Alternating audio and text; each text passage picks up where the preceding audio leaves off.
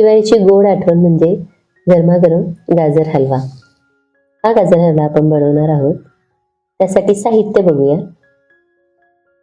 अर्धा लिटर दूध, अर्धा किलो गाजर, थोडेसे ड्रायफ्रुट्स घेतलेले आहेत, काजू आणि बदाम कट करून, 1 चमचा वेलची पूड, 150 ग्राम साखर आणि साजूक तूप.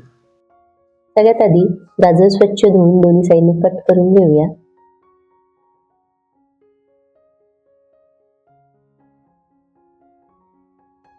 आणि हे गाजर आपण आता किसून घेऊया. गाजर किसून झालेले आहेत आपले. आता एका कढईमध्ये साजूक तूप घालूया 2 चमचे आणि त्याच्यामध्ये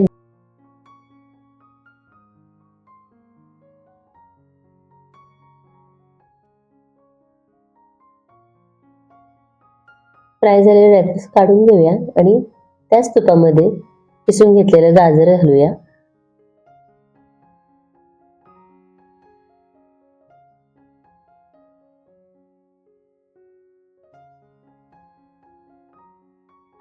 आणि 5 मिनिटे चांगलं परतून घेऊया. जोपर्यंत त्यातलं पूर्णपणे पाणी आटून जात नाही तोपर्यंत आपण त्याला परतून घ्यायचं आहे. कमीत कमी 5 ते 7 मिनिटं त्यासाठी जातात. परतून झाल्यानंतर चांगलं आता आपण त्याच्यामध्ये 150 ग्राम साखर घालूया आणि त्याचं चांगलं शिजवून घ्यायचं आहे गाजर आपल्याला.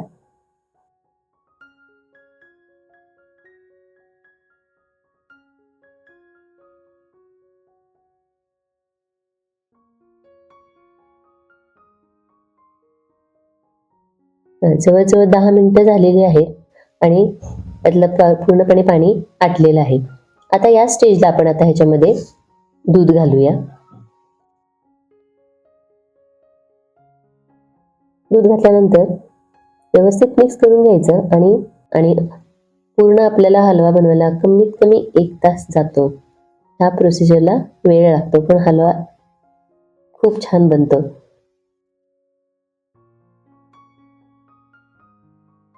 अधूनमधून आपल्याला हलवत राहायचं, नाहीतर मग खाली लागण्याची शक्यता असते.